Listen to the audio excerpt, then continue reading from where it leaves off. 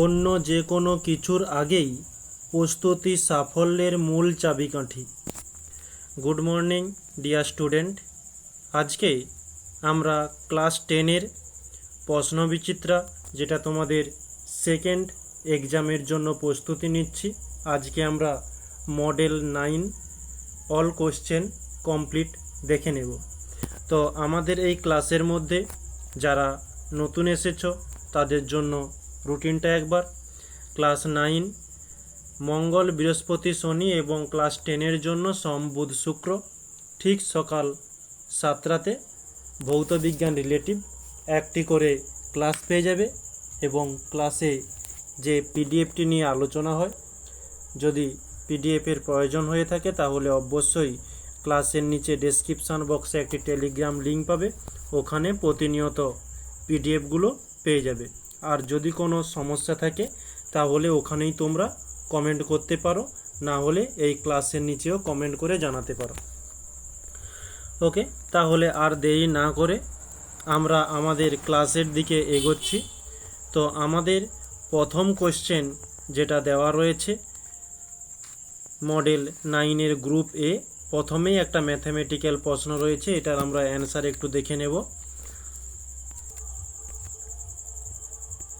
1 millimole carbon die অক্সাইডে মোট পরমাণুর সংখ্যা কত বলছে? এগুলো অপশান এ, বি এবং সি, ডি, 4টি অপশান রয়েছে। তার মধ্যে বলেছে Na অ্যাভোগাড্রো সংখ্যা। তো আমরা প্রথমত দেখে নিই, কার্বন ডাই অক্সাইডের সংকেত হয়ে থাকে CO2। তো এর মধ্যে পরমাণুর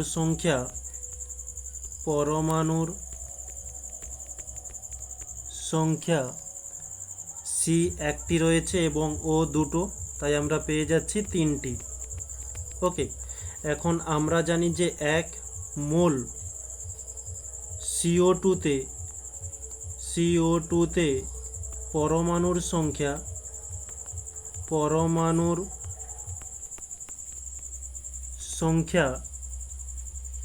অ্যাভোগাড্রো সংখ্যা Na, যেখানে আমরা 6.022 × 10⁻23 পুট করি। তো আমাদের প্রশ্নে বলে দিয়েছে অ্যাভোগাড্রো সংখ্যা Na, আর 3টে পরমাণু রয়েছে তাই আমরা 3 দিয়ে গুণ দিলাম।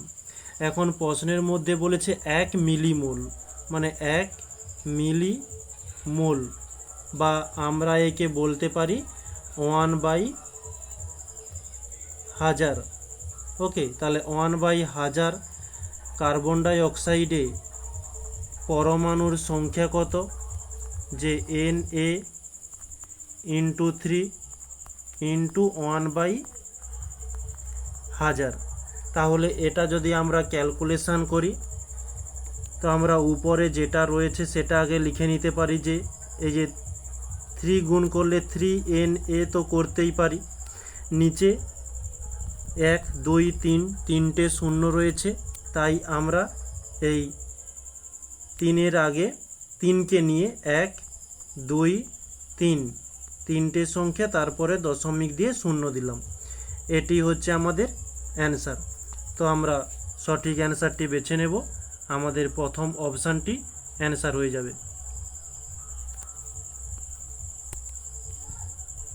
তাহলে আমরা এখানে মার্ক করতে পারি যে 0.003 Na।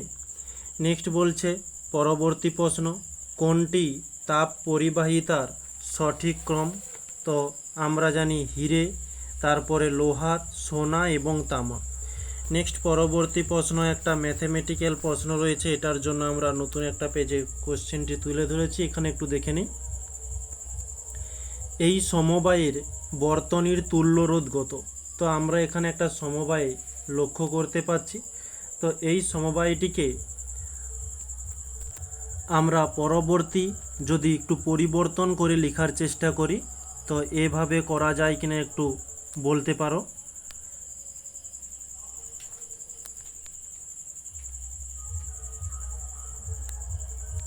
তো উপরে 2 2 রয়েছে, এটাকে একসঙ্গে করে আমি এখানে 4 ওহম করেছি, মাঝে যেমন 2 ওহম ছিল 2 ওহম করেছি, এবং এখানে 2 2 দুটো ছিল, তো আমি যোগ করে 4 ওহম করেছি, বা তোমরা এই দুটোকে শ্রেণী সমবায়ে রেখে ক্যালকুলেশন করতে পারো, তো একই ব্যাপার আসবে। ওকে, তো আমরা এইভাবে করেছি। তো এখন আমরা দেখতে পাচ্ছি যে 3টি রোধ 4 ওহম, 2 ওহম, 4 ওহম, 3টি রোধগুলি সমান্তরাল সমবায়ে রয়েছে, সমান্তরাল সমবায়ে রয়েছে। তাহলে আমরা যে সমীকরণ জানি 1/r সমান 1/r1 plus 1/r2 plus 1/r3। এখানে প্রথমটা r1, দ্বিতীয়টা r2 এবং তৃতীয়টা r3 ধরলাম। তাহলে r1 এর মান 4 প্লাস r2 এর মান 2 রয়েছে, r3 এর মান রয়েছে 4। তো আমরা এটিকে যদি ক্যালকুলেশন করি পেয়ে যাব, নিচে লসাগু হিসাবে 4 পেয়ে যাচ্ছি। তো 1 প্লাস 2 প্লাস 2, ওকে, এটা হচ্ছে 1/r, যেখানে আমরা পরবর্তী স্টেপে করতে পারি 1/r সমান 4/4। তো 4 কেটে গিয়ে থাকলো 1/1। তো একে আবার ঘুরিয়ে লেখা যেতেই পারে যে 1/r সমান 1 নির্ণয় হয়েছে, তো একে যদি ঘুরিয়ে দেওয়া যায় যে ক্যাপিটাল R সমান 1। ওকে, এটি হচ্ছে আমাদের অ্যান্সার 1 ওহম। অপশান হয়ে যাবে সি। ওকে, তাহলে আমরা এখানে মার্ক করে নিই 1 ওহম। নেক্সট পরবর্তী প্রশ্ন 1.4 বলছে ওহমের সূত্রের ধ্রুবক পদ নয়, সেটি রোধ।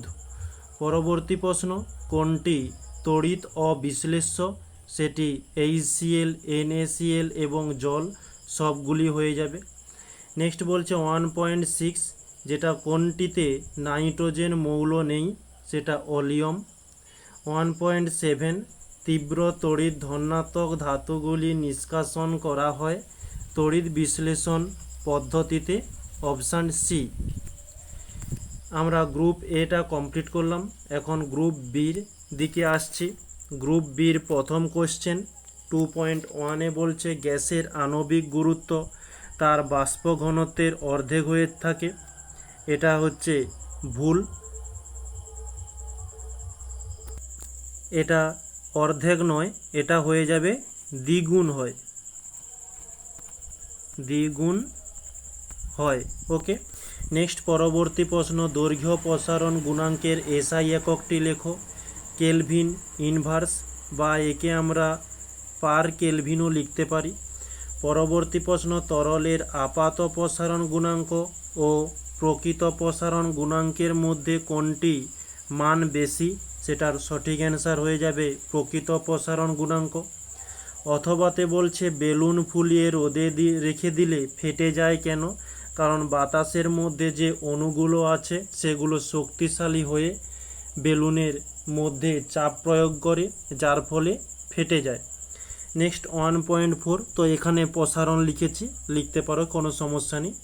1.4 বলছে কোনো নির্দিষ্ট পরিবাহীর তাপমাত্রা ও দৈর্ঘ্য অপরিবর্তিত রেখে প্রস্থচ্ছেদের ক্ষেত্রফল বৃদ্ধি করলে পরিবাহীর রোধ বৃদ্ধি পায়।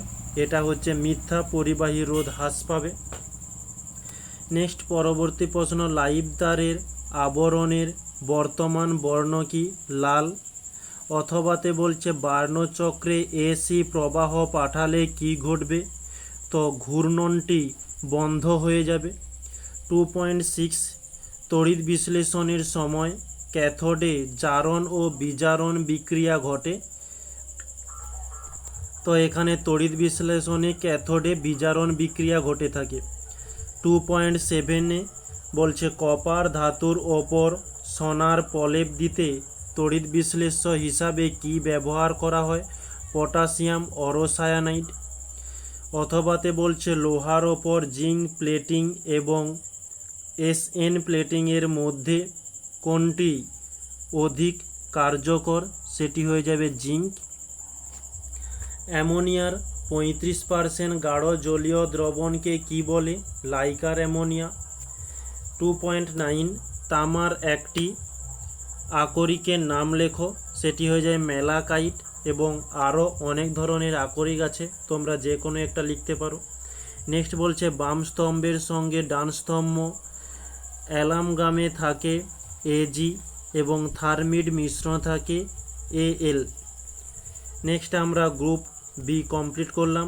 গ্রুপ সির প্রথম প্রশ্ন 3.1 সব আকরিক খনিজ কিন্তু সব খনিজ আকরিক নয়, উক্তিটির উদাহরণ সহ ব্যাখ্যা করো।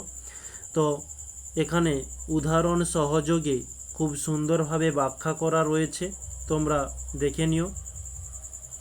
নেক্সট অথবাতে বলছে লোহার মরচে নিবারণের একটি উপায় লেখো। তো তারই সঙ্গে বলছে জিঙ্ক, এফি মানে লোহা, সিইউ কপার, এনএ সোডিয়াম, এদের মধ্যে কোন ধাতুকে তড়িৎ বিশ্লেষণ পদ্ধতিতে নিষ্কাশন করা যায়? সেটির সঠিক অ্যান্সার হয়ে যাবে কপার, সিইউ। তো লোহার মরচে নিবারণের উপায় যেখানে পরবর্তী পেজে এখানে তুলে ধরেছি, তোমরা দেখে নিও। নেক্সট পরবর্তী প্রশ্ন, হাইড্রোজেন সালফাইড গন্ধ কী রূপ? তো সেটা হয়ে থাকে পচা ডিমের মতো, পচা ডিমের ন্যায়। ধুন্ধায়মান নাইট্রিক অ্যাসিড কি?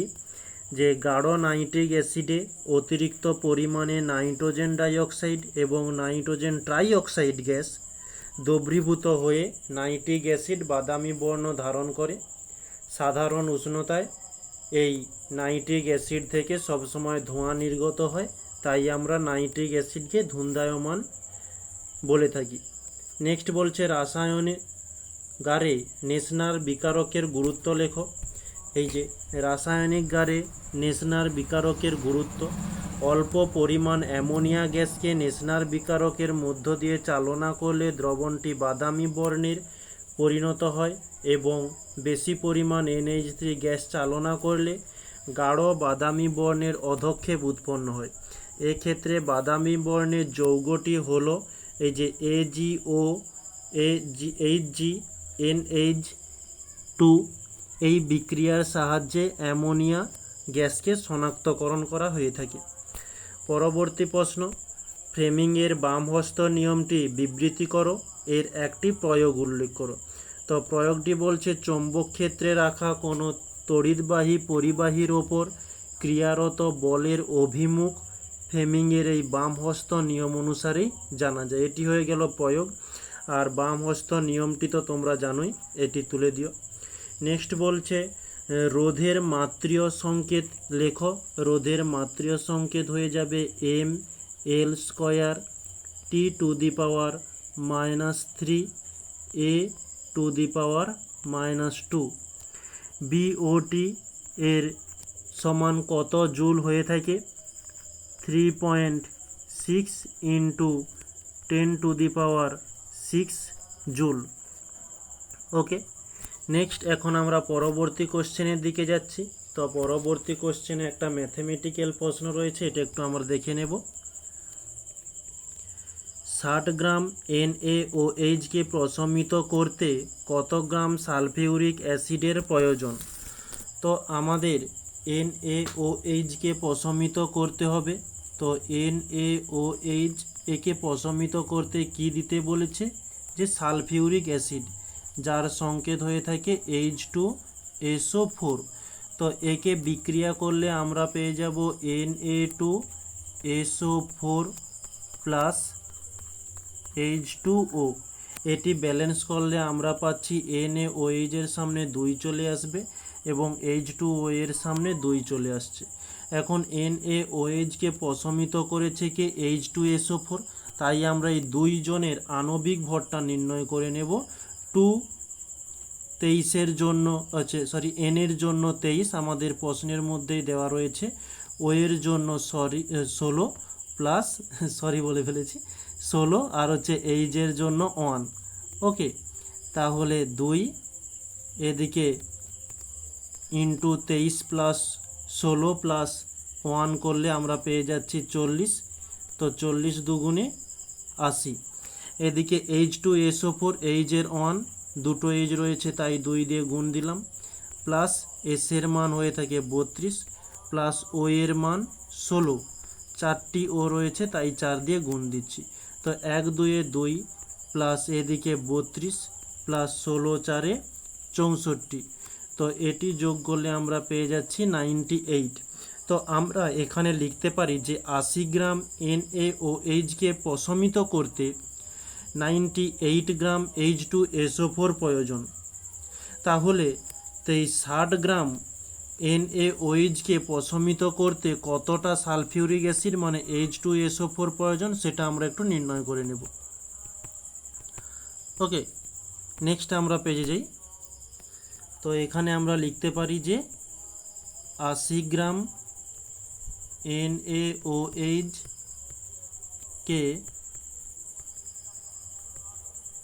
প্রশমিত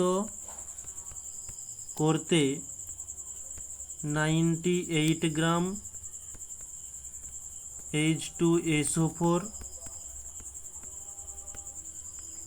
প্রয়োজন। তাহলে 60 গ্রাম চাইছে। 60 গ্রাম NaOH-কে প্রশমিত করতে 98 বাই 80 ইন্টু 60। ওকে, তো 0 0 কেটে গেল। আমরা যদি 2 দিয়ে দিই, যে 2 3 6, 2 4 8, আবারও 2 দিয়ে দিলে 2 2 4, 2 2 4, 2 লং 18। ওকে, তো এটি যদি আমরা ওই 29, আচ্ছা এটা হচ্ছে 2 4 8 হচ্ছে 2 4 8, এদিকে তাহলে 49, তার সঙ্গে 3 গুণ করলে পেয়ে যাচ্ছি 147 বাই নিচে 2। তো আসছে 73.5 গ্রাম H2SO4 প্রয়োজন। তাহলে আমাদের অ্যান্সার হয়ে গেল 73.5 গ্রাম। নেক্সট, এখন পরবর্তী প্রশ্ন। আচ্ছা, ওরই সঙ্গে একটা অথবাতে কোশ্চেন দেওয়া রয়েছে, সেটা একটু আমরা দেখে নিই। একটা কোশ্চেন ছিল আমাদের, এই যে 1 মোল অক্সিজেনের এসটিপিতে আয়তন কত, সেটি হয়ে যাবে 22.4 লিটার। ওকে, এটা ক্যালকুলেশনের কিছুই নেই, এটা থিওরি একটা কোশ্চেন। নেক্সট, আমরা এখন পরবর্তী প্রশ্নতে চলে এসেছি। এখানে কি বলছে আমরা একটু দেখে নেব। 40 গ্রাম KClO3-কে উত্তপ্ত করে সর্বাধিক যে পরিমাণ O2 পাওয়া যায়, সেই পরিমাণ O2 পেতে হলে কত গ্রাম KNO3-কে উত্তপ্ত করতে হবে। তো আমাদের প্রশ্নের মধ্যে একটু দুটো বিক্রিয়া দেওয়া রয়েছে, একটু জটিলতা হতে পারে, তো আমরা ধীরে ধীরে দেখে নেব। যে KClO3-কে উত্তপ্ত করে, তো আমরা KClO3 একে আমরা যদি উত্তপ্ত মানে তাপ দিই, যে পরিমাণ অক্সিজেন পাওয়া যাবে, তো এখানে অক্সিজেন পাওয়া যাচ্ছে, তার সঙ্গে আমরা পাবো KCl। তো এই হয়ে গেল ব্যালেন্স, মানে বিক্রিয়া হয়ে গেল। এবারে ব্যালেন্স করার জন্য সামনে এখানে আমরা 2 দিলাম, অক্সিজেনের সামনে 3 দিলাম এবং KCl এর সামনে 2 দিলাম। ওকে, এখন এই KClO3 এবং O2 এই দুজনের আণবিক ভরটা নির্ণয় করে নেব। তো এই বিক্রিয়াতে যে পরিমাণ অক্সিজেন পাওয়া গেল, তো যে পরিমাণ অক্সিজেন বলতে কতটা অক্সিজেন সেটা আমরা আগে নির্ণয় করব।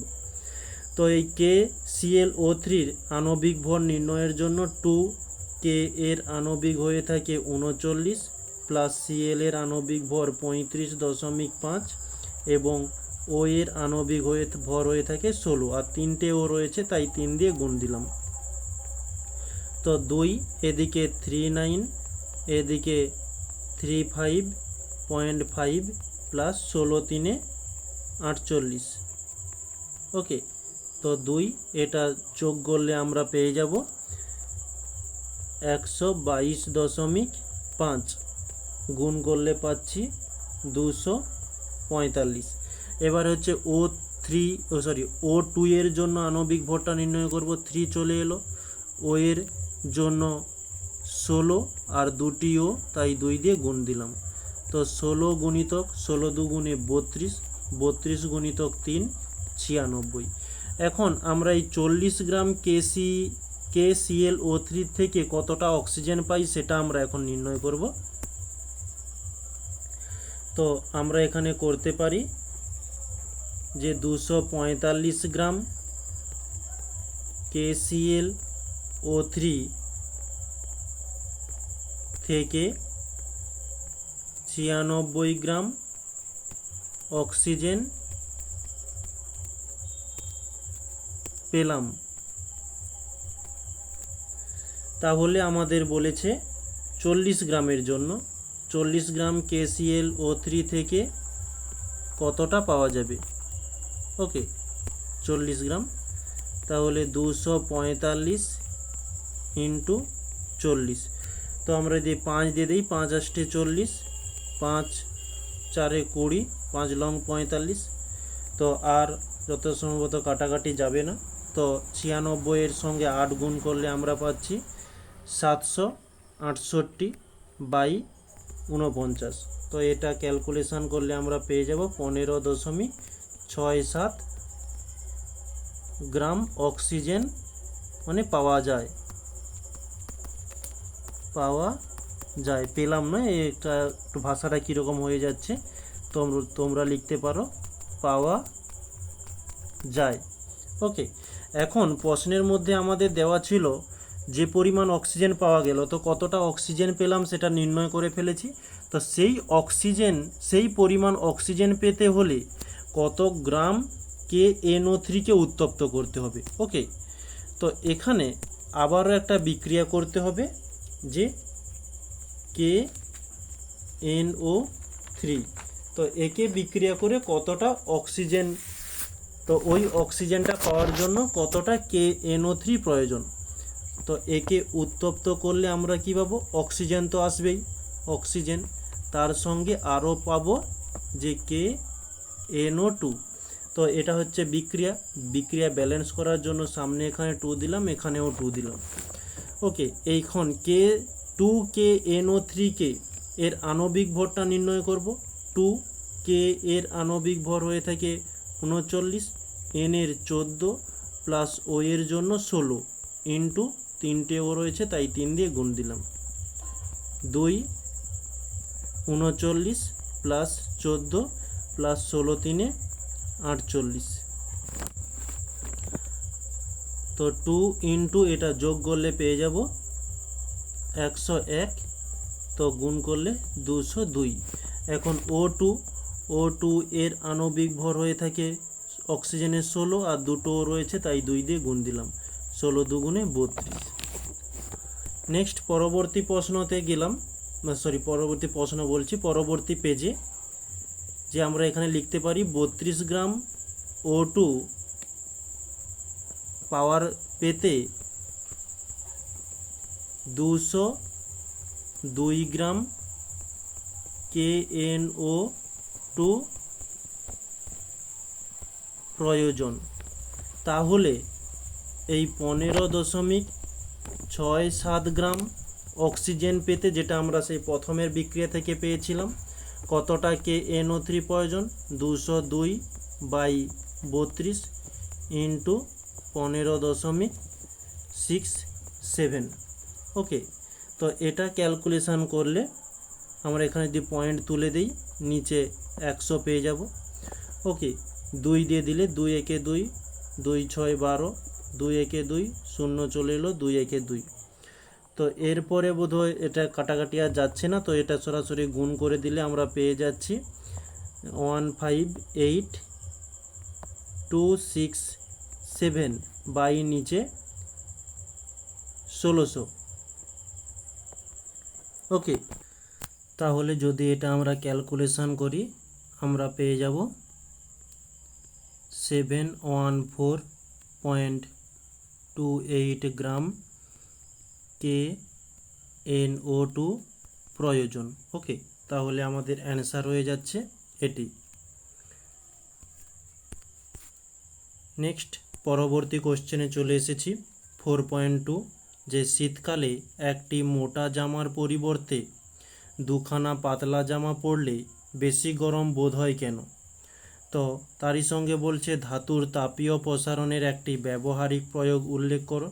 তো এটা হচ্ছে 4.2 বির অ্যান্সারটি।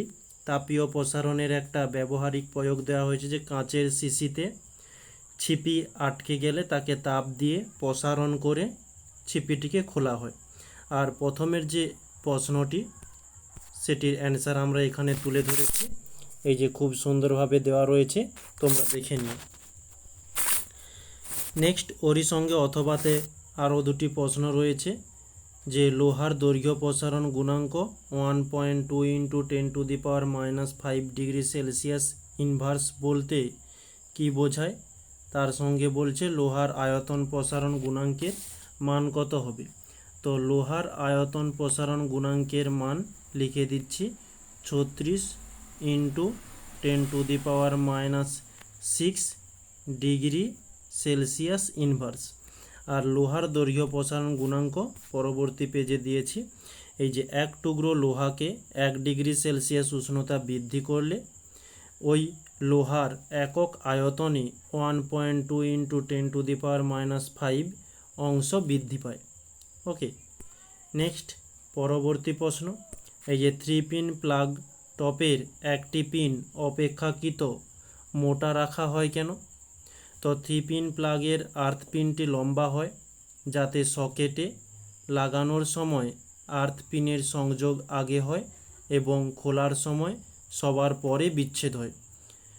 এতে যন্ত্রটি খারাপ হলে বা বিদ্যুৎ স্পষ্ট হলেও অতিরিক্ত তড়িৎ মাটিতে চলে যাবে, এই কারণে আর্থ পিনটিকে মোটা রাখা হয়ে থাকে।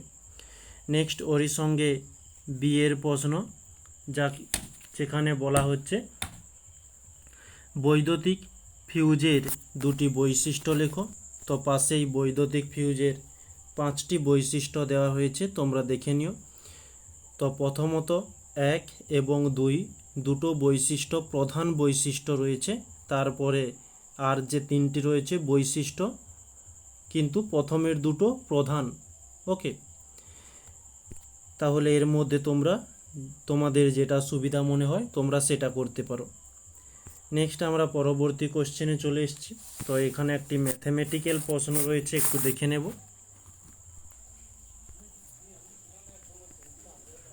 10 ওহম রোধের একটি তারের মধ্য দিয়ে 2 মিনিট ধরে 5 অ্যাম্পিয়ার প্রবাহ মাত্রা থেকে উৎপন্ন তাপের পরিমাণ কত হবে? তো আমাদের প্রশ্নের মধ্যে 10 ওহম রোধ মানে আর সমান বলেছে 10 ওহম, 2 মিনিট ধরে টি সমান বলছে 2 মিনিট, 5 অ্যাম্পিয়ার প্রবাহ মাত্রা হচ্ছে আই সমান 5 অ্যাম্পিয়ার এবং বলছে তাপের পরিমাণ এইচ সমান জিজ্ঞাসা চিহ্ন। তো আমরা একটা সমীকরণ জানি,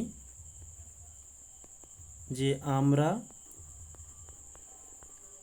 জানি এইচ সমান I square R T by 4.2, যেটা জুলের সম্মিলিত সূত্র।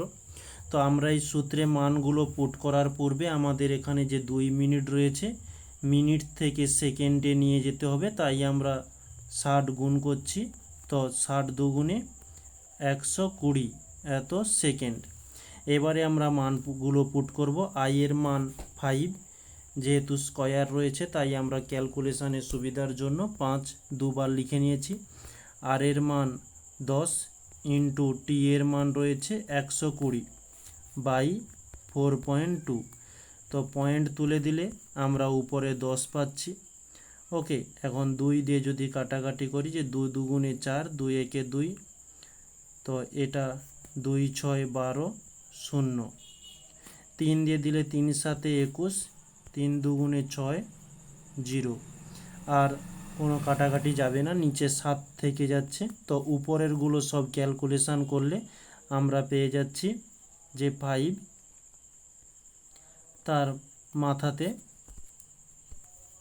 500,000/7, তো এটা ক্যালকুলেশন করলে আমরা পাচ্ছি 714.28 ক্যালোরি। ওকে, এটি হচ্ছে আমাদের অ্যান্সার। নেক্সট পরবর্তী কোশ্চেন। তো এখানে বলছে তড়িৎচালক বল ও বিভব প্রভেদের মধ্যে পার্থক্য লেখো। তো আমরা পরবর্তী পেজে ওটা তুলে ধরেছি। তো আমরা এখানে সম্পর্কটা দিয়ে দিয়েছি, এখানে একটু পার্থক্যটা যোগ করে দিই। ওকে, তাহলে আমরা এখানে পার্থক্যটা যোগ করে দিয়েছি যে তড়িৎচালক বল এবং বিভব প্রভেদের মধ্যে পার্থক্য। নেক্সট পরবর্তী কোশ্চেন ওরই সঙ্গে দেওয়া ছিল নাইকম তারের উপাদানগুলো কি কি। তো এখানে ছোট্ট করে আমরা নাইকম তারের উপাদানগুলোকে লিখে নিতে পারি যে লোহা প্লাস নিকেল প্লাস ক্রোমিয়াম, সংকর ধাতু, এদের হচ্ছে সংকর ধাতু হয়ে থাকে নাইকম তার। ওকে, নেক্সট আমরা পরবর্তী কোশ্চেনে যাচ্ছি। ওরই সঙ্গে একটা ম্যাথমেটিক্যাল প্রবলেম ছিল, যেখানে বলা হচ্ছে একটি 12 ভোল্ট টাংস্টেন ল্যাম্পকে 12 ভোল্ট বিভব প্রভেদের উৎসের সঙ্গে যুক্ত করলে ল্যাম্পের প্রবাহ মাত্রা হয় 3 অ্যাম্পিয়ার। ফিলামেন্টের রোধ ও ল্যাম্পের ক্ষমতা নির্ণয় করো। তো আমাদের 12 ভোল্টের টাংস্টেন ল্যাম্পকে 12 ভোল্টের সঙ্গে যুক্ত করা হয়েছে, তাহলে আমরা করতে পারি V সমান 12। এখানে প্রবাহ মাত্রা I সমান বলেছে 3 অ্যাম্পিয়ার। ওকে, ফিলামেন্টের রোধ R সমান জিজ্ঞাসা চিহ্ন, ল্যাম্পের ক্ষমতা P সমান জিজ্ঞাসা চিহ্ন। তাহলে আমরা একটা সমীকরণ জানি যে R সমান V/I। ওকে, তাহলে এখানে V এর মানটা পুট করতে পারি 12 এবং I এর মান দেওয়া রয়েছে 3, 3 4 12।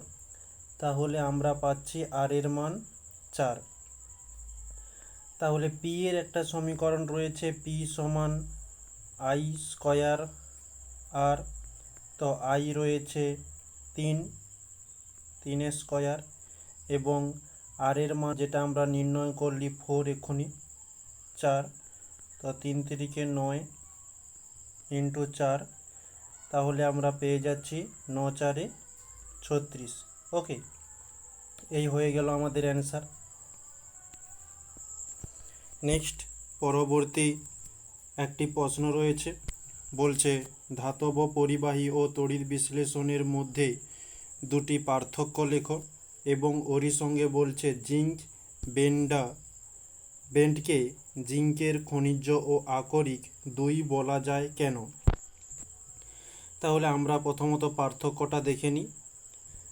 এই যে ধাতব পরিবাহী এবং তড়িৎ বিশ্লেষ্য পদার্থের মধ্যে পার্থক্য খুব সুন্দরভাবে দেওয়া রয়েছে, বিষয় ভিত্তিক, তোমরা দেখে নিও। নেক্সট পরবর্তী প্রশ্ন, যেটা জিঙ্ক বেন্ডা ছিল, যে প্রকৃতিতে যে কোনো ধাতু খনিজ আকারে অবস্থান করে এবং যেসব খনিজ পদার্থ থেকে সংশ্লিষ্ট ধাতুটি সহজে এবং সুলভে নিষ্কাশন করা যায় তাকে আমরা আকরিক বলি, এবং প্রকৃতিতে জিঙ্ক ধাতু এবং জিঙ্ক বেন্ডা যৌগরূপে অবস্থান করায় জিঙ্ক বেন্ডাকে Zn এর খনিজ বলে। আবার এই জিঙ্ক বেন্ড খনিজ থেকে অল্প খরচে এবং সহজ উপায়ে জিঙ্ক ধাতু নিষ্কাশন করা যায়, তাই একে আকরিকও বলা হয়ে থাকে। নেক্সট পরবর্তী প্রশ্নতে যাচ্ছি, যে কিপ যন্ত্রে হাইড্রোজেন সালফাইড প্রস্তুতিতে ফেরাস সালফাইডের সঙ্গে আর কি রাসায়নিক দ্রব্য প্রয়োজন। তো সেটির অ্যান্সার হয়ে যাবে, তো এটির অ্যান্সার হয়ে যাবে লঘু H2SO4। ওকে, নেক্সট অথবাতে বলছে স্পর্শ পদ্ধতিতে উৎপাদিত সালফার ডাই অক্সাইডকে সরাসরি জলে দ্রবীভূত না করে 98% সালফিউরিক অ্যাসিডে দ্রবীভূত করে সালফিউরিক অ্যাসিড প্রস্তুত করা হয় কেন, এবং অ্যামোনিয়ার বিজারণ ধর্মের উদাহরণ দাও। তো এখানে প্রথম প্রশ্নটির অ্যান্সার প্রথম ধাপ দ্বিতীয় এবং তৃতীয় হিসাবে তুলে ধরা হয়েছে। এবং নেক্সট, আচ্ছা 1 মিনিট, এটা হচ্ছে আমাদের এই যে কিপ যন্ত্রের সাহায্যে হাইড্রোজেন সালফাইড হয়ে গেল, তো তারই সঙ্গে অসওয়াল্ড পদ্ধতিতে বলে দিচ্ছে যে অসওয়াল্ড পদ্ধতিতে নাইট্রিক অ্যাসিড প্রস্তুতির নীতি, যেটার প্রশ্নের উত্তর এই প্রথম দ্বিতীয় এবং তৃতীয় দেওয়া রয়েছে। এবং নেক্সট যেটা স্পর্শ পদ্ধতিতে বলছে তার অ্যান্সারটি হয়ে যাচ্ছে যে এই যে এইখান থেকে। তো এখানে আমি লিখে দিচ্ছি অথবার প্রশ্নের উত্তরটি। নেক্সট তারই সঙ্গে দেওয়া ছিল যে অ্যামোনিয়ার বিজারণ ক্রিয়া কী, তো অ্যামোনিয়ার বিজারণ ক্রিয়াও তুলে ধরা রয়েছে। তাহলে আজকে আমাদের ক্লাসটি এই পর্যন্তই। তো এই পিডিএফটি কীভাবে পাবে তোমাদেরকে প্রথমেই ক্লাস শুরুর আগেই বলে দিয়েছিলাম, এবং আজকে আমরা মডেল 9 কমপ্লিট করলাম ঠিক রুটিন ওয়াইজ। আমরা আগামীকাল মডেল 10 কমপ্লিট করব। ওকে, সবাইকে থ্যাংক ইউ বলে আজকের ক্লাসটি এখানেই রাখছি।